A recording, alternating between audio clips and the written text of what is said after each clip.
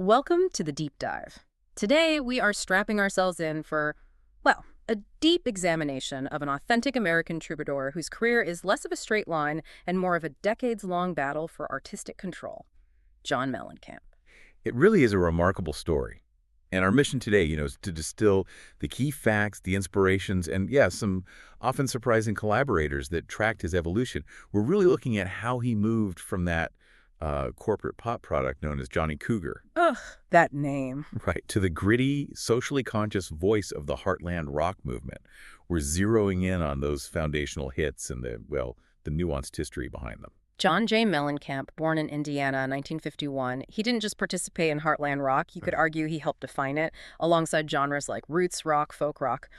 But the critical sources really point out that his true innovation kicks in around the Scarecrow album. Exactly. That's when he successfully started bringing in traditional acoustic instruments, I think the dulcimer, the mandolin, the fiddle, and weaving them into a hard rock framework. Which sounds kind of counterintuitive on paper, but it worked. It totally worked. And that fusion is precisely why he's often cited as a pioneer of the alternative country genre, what some people call the no-depression sound. He took the power, the structure of arena rock and just grounded it in that Appalachian tradition. But before we even get deep into the sound, we absolutely have to talk about the name, the stage name Saga. It's like a visual record of his fight for independence. Oh, completely. You could literally track his growing power, his leverage, by what name was printed on the album cover. It started, of course, with that truly terrible corporate-mandated name, Johnny Cougar. Just sounds so 70s marketing meeting, doesn't it? Doesn't it? It was forced on him by his first manager, Tony DeFries. Now, DeFries was legendary, right? He managed David Bowie's Ziggy Stardust persona, for goodness sake. He knew how to create an image. Okay, so he had credentials, but DeFries insisted Mellencamp was just too difficult, too ethnic maybe, too long, and too hard for the American market to swallow.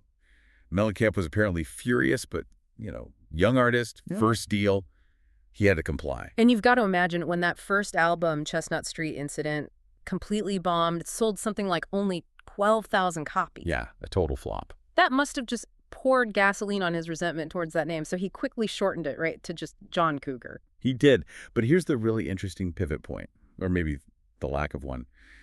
He didn't fully reclaim his own name immediately after finding massive success. It wasn't like, okay, I'm a star now, ditch the Cougar. Right. Why the decade-long compromise? That seems odd if he hated it so much. Well, that's where the business side of music always clashes with the art. By the time he hit his commercial peak with American Fool in '82, the name John Cougar was a brand. People knew it. Ah, okay. So dropping it cold would have been risky. Hugely risky. Commercial suicide, potentially. So his first real step towards reclaiming his artistic control, his identity, was a compromise. In 1983 was the first album released as John Cougar Mellencamp. Gotcha, adding the family name back in. Exactly. Reclaiming the Mellencamp part while still acknowledging the brand that people recognized on the radio and in record stores. So a strategic compromise. He sort of slowly weaned the public off the Cougar. That's a good way to put it. He finally ditched it entirely in 1991, settling on just John Mellencamp, the name he's used ever since. But yeah, it's a decades-long fight for authenticity, literally fought out in bold font on album covers. Pretty unique. And despite all that, the corporate meddling, the early struggles, the name changes, the success metrics are just enormous. Well, they are. We're talking over 60 million albums sold worldwide. And he holds the record for the most songs by a solo artist to hit #1 on the Hot Mainstream Rock Tracks chart. Yeah. 7 #1s there. That specific chart, the Rock Tracks chart, is really telling, isn't it? Why dominate that chart maybe more than the general pop charts later on? What does that tell you about his audience? It speaks volumes, I think, about that transition in his image and sound we were talking about.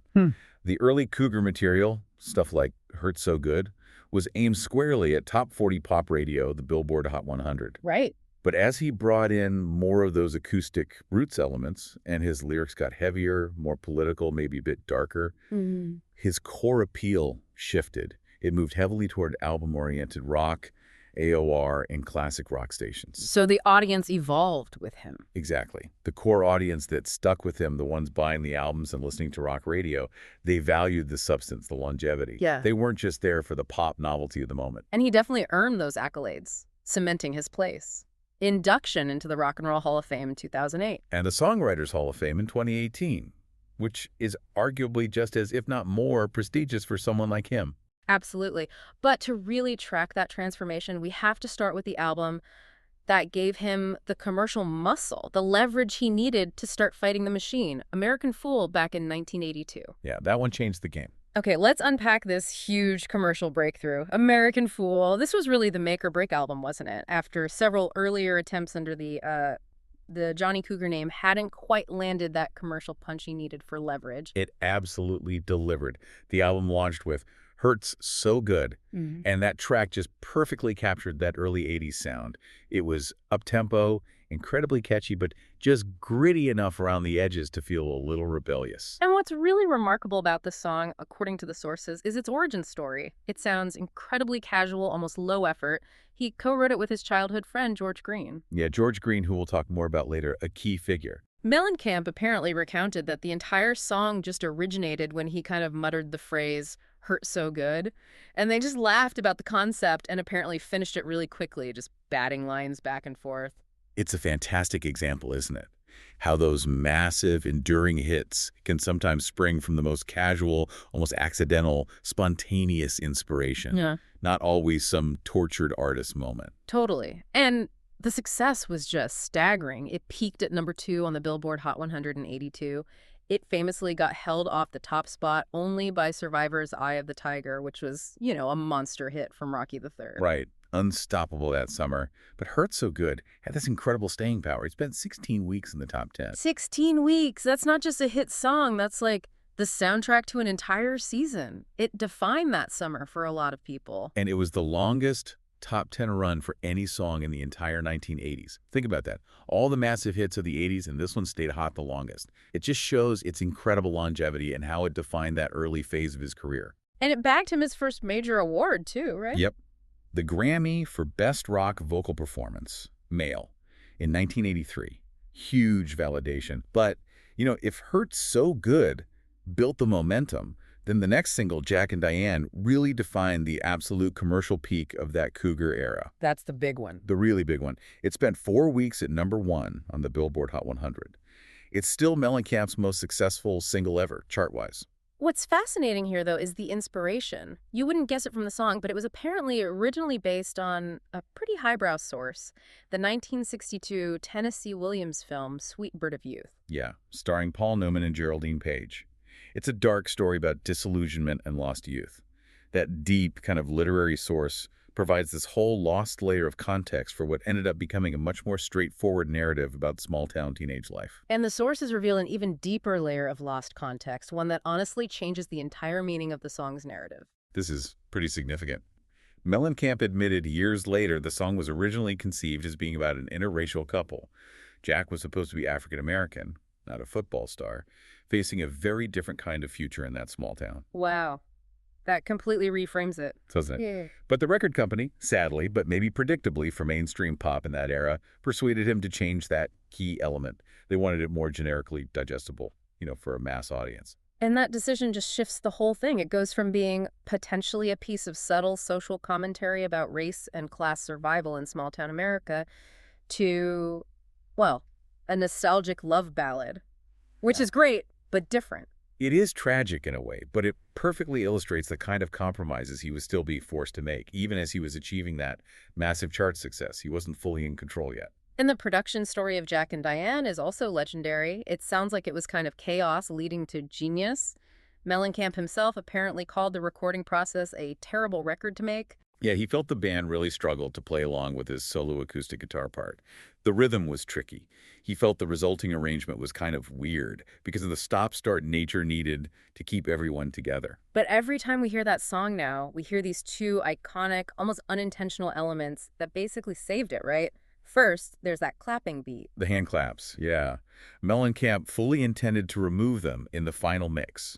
They were only put there during recording as a guide, just something for the musicians to keep time to because the basic track was so sparse. But then he realized the song just wouldn't work without it. It gave it that essential percussive backbone, that structure it needed. Taking it out left it feeling empty. And then there's the contribution of Mick Ronson, guitar legend, Bowie collaborator. Producer and guitarist Mick Ronson. His input was absolutely crucial. Ronson was there, working on the album, and he noticed how stripped down and unusual the Jack and Diane track felt.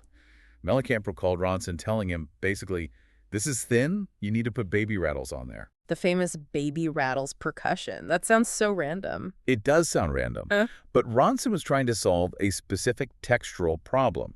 The arrangement was so bare, really just Mellencamp's acoustic guitar and voice for long stretches, that it felt, well, almost amateurish, maybe? A bit empty. Okay. So Ronson added that very simple shaker-like percussion, the baby rattles, to give the rhythm this unique shimmer, this high-end complexity that was missing from the rest of the mix. It was just a masterstroke of minimalist arrangement. Filled the space perfectly. And Ronson didn't just suggest the percussion, did he? He also sang a key part. He did. He sang that really catchy, almost choirish backing vocal part. Oh yeah, let it rock, let it roll. Mellencamp readily credits Ronson for coming up with that hook. It's arguably become the most recognized part of the song after the main melody itself. Just amazing how those accidental or unexpected elements came together. Serendipity in the studio. It happens. So moving into the mid-'80s now, he's got the commercial clout from American Fool firmly established. Mellencamp was finally, really, in a position to start redefining his image and his sound on his own terms. Yeah, this is where he really starts to fight for his real name and begins to deeply define that heartland rock genre, infusing it with more overt political conscience. And this starts properly with, in 1983. That's the first album billed as John Cougar Mellencamp. The compromise name. The compromise name, yeah. But it marks a definitive shift toward those working-class observational themes he'd become known for. And the lead single, Crumblin' Down, which he co-wrote again with George Green, is kind of a perfect sonic bridge from the earlier stuff. It's interesting to know, though, that Crumblin' Down was actually the very last song recorded for the album. It was almost an afterthought. That's right. It was added late because Mellencamp and his team felt the album still needed a stronger, more driving lead single to really establish that new Cougar Mellencamp brand identity. And the lyrics. They really cut right to the bone of that early 80s American anxiety, don't they? Well, George Green apparently saw it more as a commentary on fading rock stardom. Mellencamp himself revealed years later, in a Rock Hall exhibit, I think, that for him it was a very political song. Yeah, he connected it directly to what was happening economically. It was partly inspired, apparently, by his own cousin losing his job as an electrical engineer. And Mellencamp linked that personal story, that personal failure, directly to the macroeconomic reality of the Reagan administration. That's a huge takeaway right there. He's explicitly linking the failure of the individual to the political structure. He said the walls were crumbling down on the poor because of deregulation. That deep-seated cynicism kind of hidden behind a really catchy rock anthem, that became his signature move, didn't it? It absolutely did. And that cynicism, or maybe the misinterpretation of that cynicism, is perhaps best or worst, depending on your view. Illustrated by the next big hit from, Pink Houses. Oh, yes. Pink Houses. This is the song that really contains the core contradiction, the core paradox of his entire career, maybe. I think you could argue that. Yeah. The genesis of the song itself is just pure Americana poetry, though. Mellencamp was driving home from the Indianapolis airport, watching the world go by from an overpass. Yeah, I read this. He saw an old black man sitting outside his small pink shotgun house, just sitting on the porch, completely unperturbed by all the highway traffic and hustle, who simply gave Mellencamp a wave as he drove past. Exactly. That visual snapshot, the kind of contented, maybe defiant figure in this simple home against the backdrop of modern rush that sparked the initial idea for the song. A really powerful image. But despite that beautiful visual start, Mellencamp has apparently long regretted how the song ended up. He stated pretty repeatedly his profound unhappiness with the final verse. Yeah, he wished he had done a better job, giving it more meaning. He seems to feel he compromised the power of the social critique he originally intended to deliver in that last section. And this leads directly to the huge paradox we really have to spend some time on. Mellencamp intended that famous line, "Ain't that America?" to be drenched in sarcasm, utter cynicism. Right. He saw the song as a critical lesson on race, class, and survival in America. He wanted you, the listener, to see the gap between the promise of the American dream and the often harsh reality for ordinary people. But instead, it became the exact opposite in the public consciousness. Completely. Right. It was widely, and you have to say completely misinterpreted as a straight-up, uncomplicated, sometimes even jingoistic patriotic anthem, which is just fascinating. So why? Why does that happen? Why does the audience, or a large part of it, consistently miss that cynical core he intended? Well, I think you touched on it earlier. It might be the structure of the music itself, that uplifting major key melody combined with a really powerful anthemic chorus delivery. It just sonically overwhelms the bleakness or the critique and some of the lyrical details. So the sound trumps the words. Often, yeah. The human ear, and maybe the collective psyche, often defaults to the positive interpretation when the musical structure is so rousing, so communal sounding. People hear the sound of unity or patriotism and assume the message must also be one of simple unity or patriotism. That's really insightful. The music itself kind of betrays the lyrics' darker intent.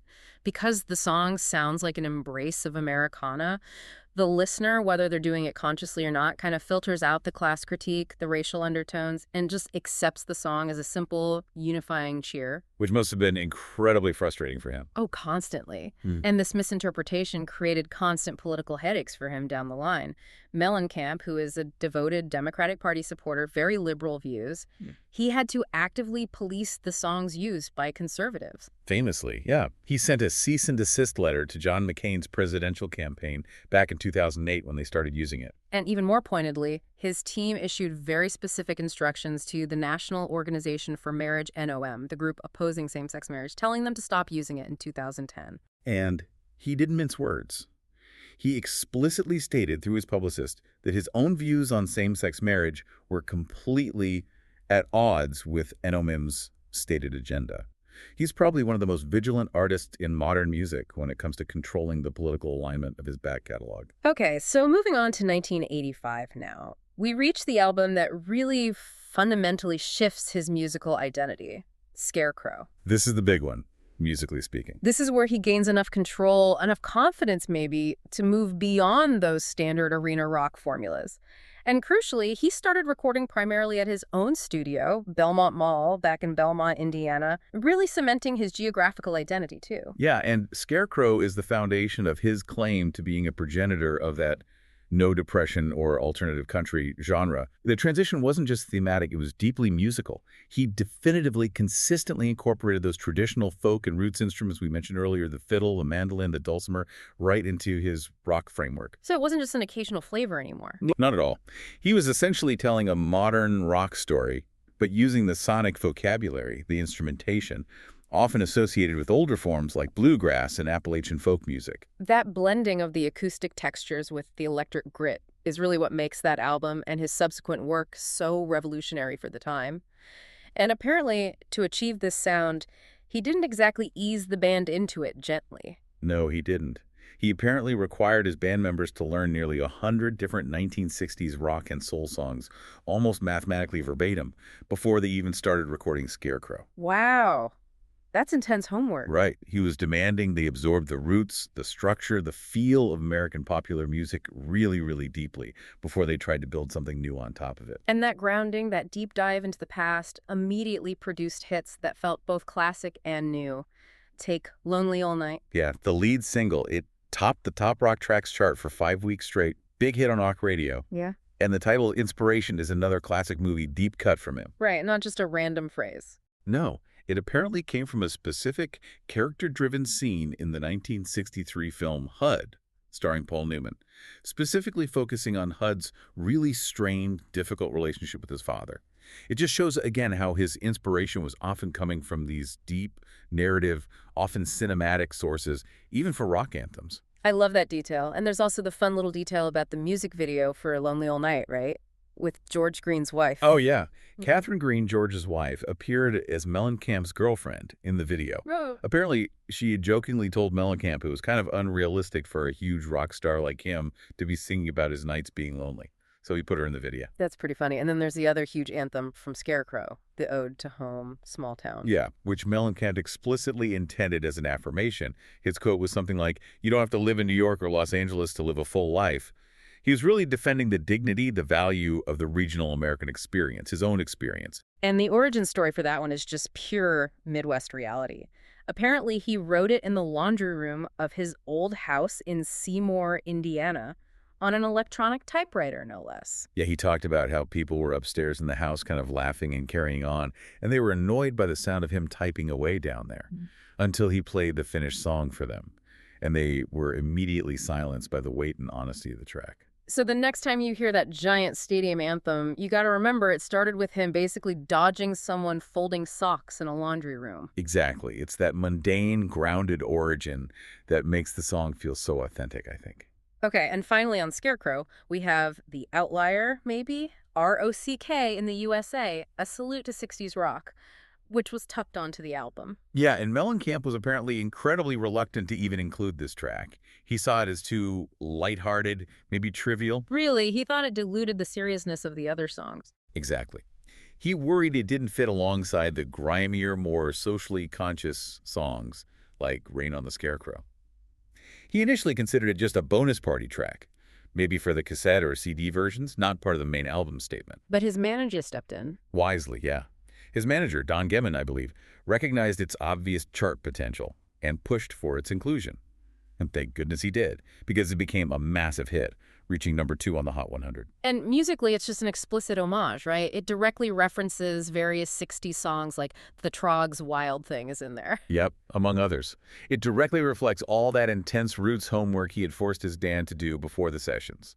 It was like the graduation party after the hard study. And even the music video for that one carried a message, maybe a bit more subtly this time. It did. It featured an African-American vocal group performing alongside a Caucasian instrumental group. It was a deliberate visual statement about the unity of American music, different traditions coming together, underscoring his consistent desire to, bridge racial divides through his art, even in a fun rock song. So that blend of the acoustic instruments, the sharpening social themes, and that stadium rock power, it really peaked, arguably, with the next album, 1987's The Lonesome Jubilee. Yeah, many fans and critics point to this one as the absolute pinnacle of that signature sound. That's where it all just completely solidified into that undeniable Mellencamp formula, that rousing, really crystalline mix of acoustic and electric guitars, a prominent Appalachian fiddle, and those almost gospel-style backing vocals. And the sound of the band really changed significantly when he brought in fiddle player Lisa Germano just before the tour for this album, didn't it? Oh, absolutely. That Appalachian texture, which was present on Scarecrow, suddenly went from being just a background feature to a central driving element on Lonesome Jubilee. The fiddle wasn't just color anymore. It became essential to the rhythm, the melody, the whole identity of the band at that point. And the lead single really announced that new, maybe fiercer sound, Paper and Fire. A biographer described this as a ferocious song, even calling it the oral equivalent of a wild beast breaking out of its cage. It does feel raw, visceral. Its roots were intensely personal for him.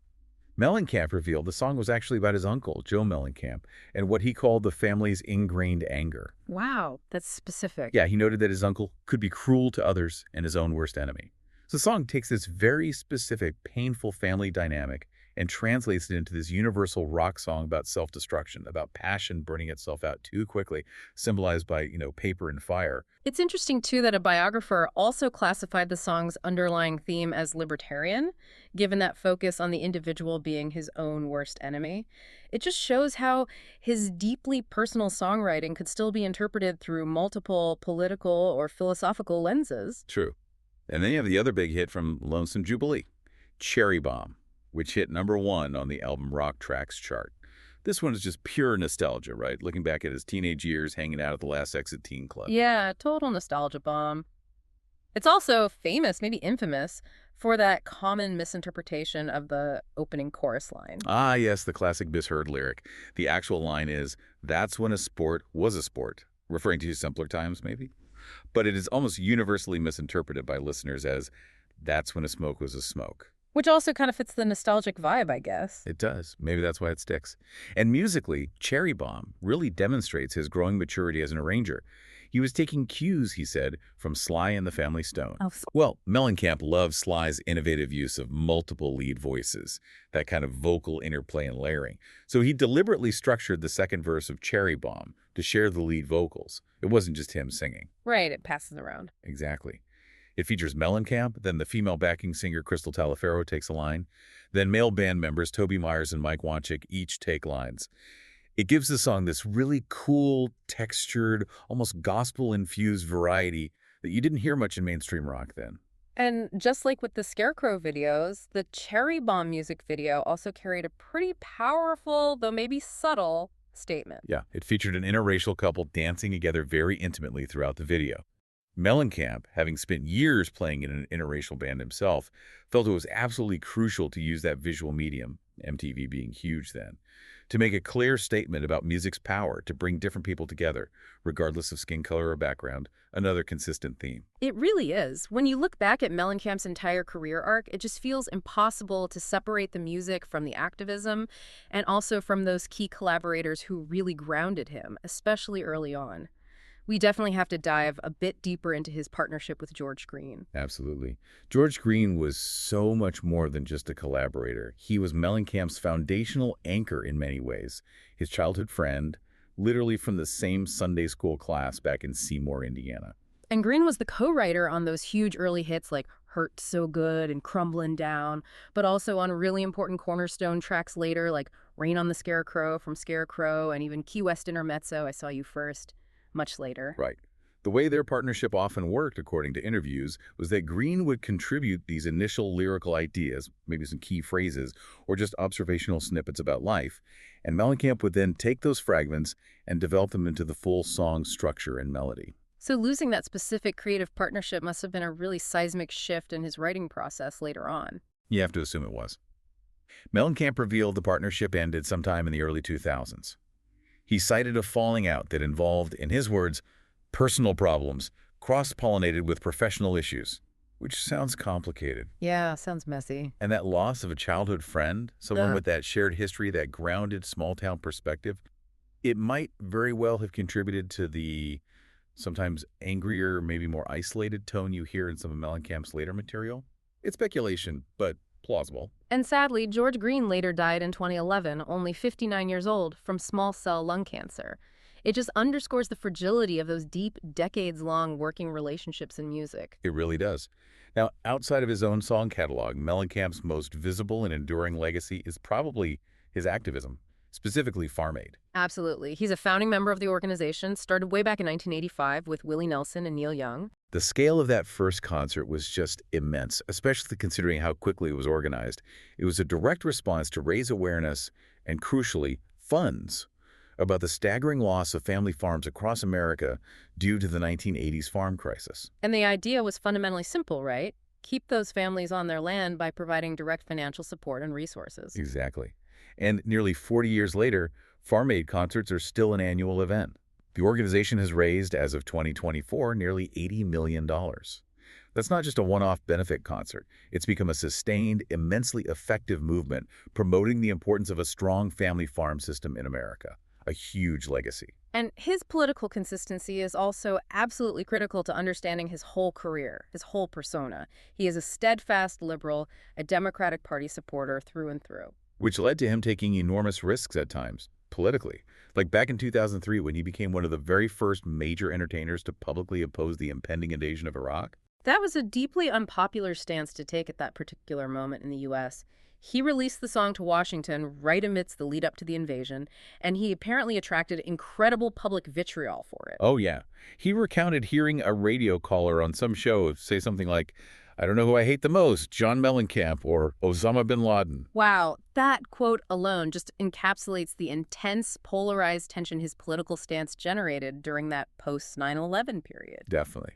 And that consistency, that willingness to stick to his guns, extends to the really stringent control he maintains over how his music is used. Yeah. We mentioned the cease and desist letters to John McCain and the National Organization for Marriage earlier. Right. He maintains this very clear standard. If the organization's political goals run counter to his own intent, which is largely anti-corporate, pro-working class Democrat, then they simply cannot use his material, period. Yet, on the flip side, he happily permitted his music to be used by fellow Democrat John Edwards during his campaigns, and he even performed Pink Houses, ironically enough, for Barack Obama's 2009 inauguration celebration. So he uses the power and recognition he earned from those massive hits to actively police the narrative around his songs and prevent them from being co-opted by causes he opposes. It's quite proactive. Very much so. So in more recent years, Mellencamp has sort of settled into this role of elder statesman of rock, maybe? Yeah. It's fascinating to hear how critics describe his voice now. Words like weathered to a nub, sounding eternal, even primal. Yeah, there's a sense that age and experience, maybe all those cigarettes too, have only added to the depth, the gravitas of his vocal delivery. It carries more weight now. And he certainly commands the respect of his peers. I mean, the late, great Johnny Cash himself once called Mellencamp one of the 10 best songwriters in music. That's incredibly high praise from the man in black. Doesn't get much higher than that.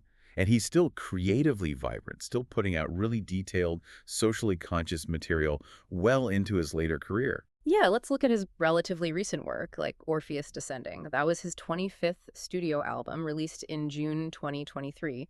Critics generally classified it as alternative country or folk, and many specifically noted a return to that kind of crunchy, earthy roots rock sound heard on seminal albums like Big Daddy or The Lonesome Jubilee. It definitely shows that his commitment to lyrical substance hasn't waned one bit. There were two notable tracks from that album, which he actually debuted on his 2023 tour before the record came out that really showcased this. Which ones? There was The Eyes of Portland, which is this really powerful, angry diatribe against homelessness and societal neglect based on a real encounter he had. And then there's the track Hey God, which is more of a plea or a question about suffering. So even in his 70s, he's actively grappling with contemporary social failures and big existential questions. And there was a wonderful kind of full circle moment for his collaborators on that recent album and tour, wasn't there, with Lisa Germano? Yes, Lisa Germano, the fiddle player, who was so absolutely crucial to defining that iconic Lonesome Jubilee sound back in the late 80s, but who had left the band way back in 1994. She returned. She came back for his 2023 live and in-person tour, and she played violin on the Orpheus Descending album itself. That's fantastic. Her first studio album with him since 1993's Human Wheels. That reconnection bridges this massive, almost 30-year gap in his recording history with a key player. It really does. And speaking of major collaborators, we absolutely have to talk about the presence of Bruce Springsteen in his recent work as well. Right, the boss showing up. Springsteen worked on 3 songs on Mellencamp's preceding album, Strictly a One-Eyed Jack from 2022, including that really powerful duet they did together, Wasted Days. That collaboration, just hearing those two iconic Heartland giants trading verses felt like a real moment, a testament to the mutual respect they clearly share after all these years. And the connection continued on to Orpheus Descending, right? Springsteen contributed a song. He did. He provided the song Perfect World for Mellencamp to record on Orpheus Descending. That kind of peer endorsement, sharing material like that, only further solidifies Mellencamp's place in the American rock pantheon. And it's also proof, isn't it, that his specific brand of roots rock has had this enduring influence across different genres and generations. You see it pop up in unexpected places. Oh, definitely. Like country superstar Keith Urban, for instance. He has repeatedly cited Mellencamp as a absolutely critical inspiration for him. Urban specifically called seeing Mellencamp's Lonesome Jubilee tour when it came through Australia in 1988 an epiphany. An epiphany that, in Urban's words, showed me the way to blend all these diverse influences, rock, pop, country folk, into his own distinctive country rock style. So Mellencamp really paved the way for a lot of modern country artists to integrate traditional instrumentation with harder driving rock structures. Urban's respect is totally clear. He's covered many Mellencamp songs over the years, and his own 2015 hit single, John Cougar, John Deere, John 3.16, is obviously an explicit thematic tribute to Mellencamp's defining era and that whole small-town heartland appeal. That's a great connection. And looking ahead now, Mellencamp is apparently taking his signature small-town narrative to a completely new stage, literally. He's been developing a stage musical called Small Town. Yeah, based on Jack and Diane. It's planned as a jukebox musical using maybe 12 to 15 existing Mellencamp songs woven into a new story, centered around 2 characters named, you guessed it, Jack and Diane. It feels kind of fitting, doesn't it, that the hit single, which was perhaps the ultimate artistic compromise forced on him by the record company early on, is now being repurposed, reclaimed maybe, to tell a completely new theatrical American story on his own terms. Yeah, bringing it full circle again. So when we step back and look at this entire deep dive into John Mellencamp, what does it ultimately reveal? What are the big takeaways? Well, we've certainly seen a songwriter who relentlessly fought corporate pressure, who had to ditch that manufactured persona of Johnny Cougar. Yeah, shedding that skin to become a true genre innovator, someone who successfully and influentially fused American roots instrumentation, the fiddle, the dulcimer with the power and reach of stadium rock. We've also tracked his incredibly consistent political commitment, haven't we?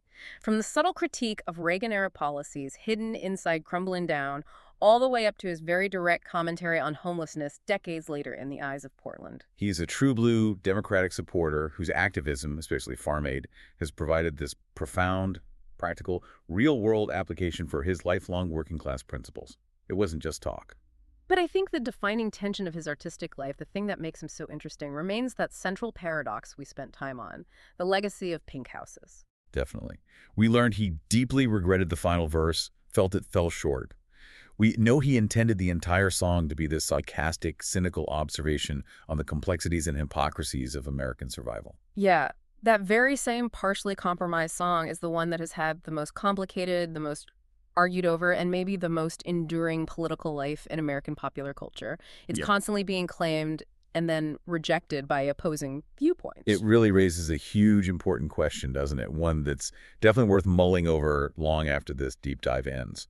What does it tell you about the sheer power of music, or maybe about the persistent, almost unyielding hunger of the American public for simple, unifying narratives that a song, intended by its own creator to be a sharp, cynical indictment, Can be so overwhelmingly adopted generation after generation with a genuine, uncomplicated patriotic anthem. That massive disconnect, that gap between the artist's personal, intended message and the audience's collective emotional interpretation, that feels like something truly unique, maybe particularly potent in American songwriting. And it's a paradox that continues to shape and maybe confuse our culture even today.